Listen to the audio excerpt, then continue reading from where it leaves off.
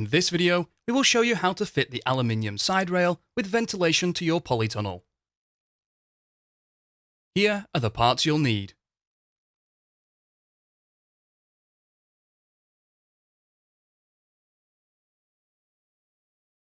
The aluminium side rail is made up of lengths of aluminium rail, which are 61 cm, 93 cm, 1.83 meters, and 3.66 meters.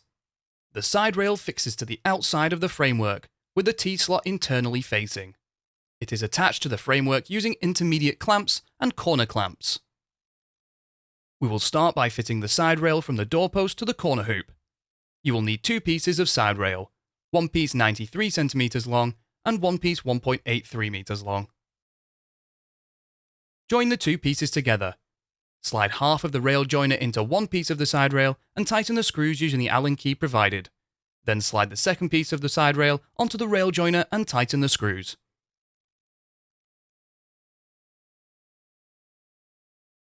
This piece will extend beyond the width of your polytunnel and will be trimmed to size at the end. The 61 cm, 1.83 meter and 3.66 meter lengths will be used down the length of your polytunnel, corner to corner. The side rail should be fitted so it leaves a gap of 75 cm between the top of the base rail and the bottom of the side rail.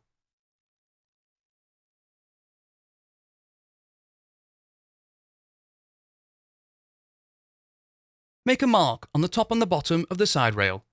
Carefully pull to the side to reveal the doorpost and make a mark on the doorpost in line with the T-slot. Use a 9mm wood drill bit to drill a hole through the doorpost. Slide a 90mm M8 bolt into the T-slot and then through the pre-drilled hole. Fix in place using a nut and washer, ensuring the end of the side rail is flush with the inner edge of the doorpost. Fit a corner clamp to the corner hoop. To assemble, place the U-bolt around the corner hoop with the threads pointing to the inside of the polytunnel. Place the tube pressing and then corner clamp onto the threads, ensuring the corner clamp wings run parallel with the width and length of your polytunnel. Secure in place with nuts, finger tight. Slide a 16mm M8 bolt into the T-slot of the rail and through the corner clamp. Secure the side rail to the corner clamp using a nut. Move the corner clamp up or down so that the bottom of the side rail is 75 cm above the base rail and firmly tighten the corner clamp nuts. We will now fit the aluminium side rail down the length of your polytunnel. Starting with the 61 cm length, slide a 16mm M8 bolt down the T-slot and locate the bolt through the corner clamp. Butt the side rail up to the corner side rail and tighten the nut. You will now start to use the 3.66 meter lengths of side rail. Depending on your length of polytunnel, you may have been supplied with a 1.83 meter length, which will be used last. Join this length to the previously fitted length using a rail joiner. Slide half of the rail joiner into one piece of the side rail and tighten the screws using the Allen key bit provided. Then slide the second piece of the side rail onto the rail joiner and tighten the screws. To secure the side rail to the intermediate hoop, slide two hexagon bolts from the intermediate clamp down the T-slot of the side rail. Position them at either side of the hoop. Place a curved pressing over the bolts, measure 75 cm up from the side rail and tighten. Repeat this procedure until you reach the end of your polytunnel. The final piece will exceed the length of your polytunnel and we will trim this off at the end.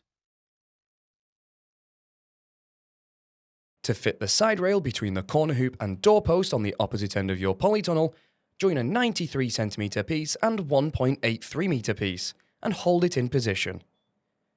You will need to cut to size. Secure it to the corner clamp and doorpost using the same method described earlier. Where the side rails exceed the width and length of your polytunnel, cut off the excess with a hacksaw. The sawn edges will be sharp.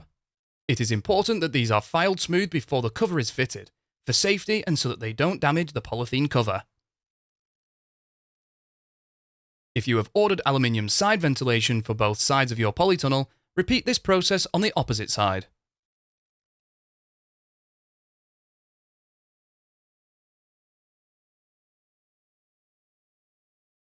The next part of this process is to install the ventilation netting. However, it is best to fit the ventilation netting after the polytunnel cover has been fitted. This is because during the process of fitting the cover, the rails are raised. The cover is attached, and then the rails are lowered to add extra tension. Fitting the ventilation before this cover has been fitted will hinder the process and will result in the ventilation netting being baggy. Please watch the video, Fitting Polytunnel Cover to Aluminium Rail, and then return to this section to perform the final bit of your ventilation netting. To fit the ventilation netting, start by rolling it out down the length of your polytunnel and ensure there's enough overhang at either end. The green netting is secured to the side rail using the U and T profiles, which will need cutting to size. Measure and cut a piece of U profile to fit between the doorpost and corner clamp. Position the netting over the channel and secure in place by pushing the U profile onto the channel. Measure and cut a piece of the T profile to fit between the doorpost and corner hoop, and then hammer this into place using a rubber mallet. Now work down the length, adding sections of the U profile to secure the ventilation netting to the side rail.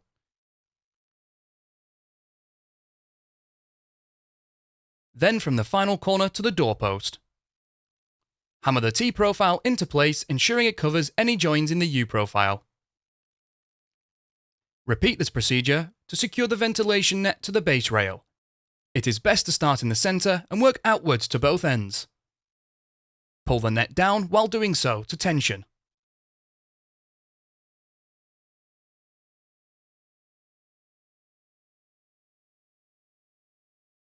Using a wooden batten, measure and cut a piece that fits between the base rail and the side rail on the doorpost. Tension the netting and then secure to the doorpost using nails. You can now trim off the excess. Repeat this procedure on the opposite side of your polytunnel if you have ordered aluminium side ventilation for both sides.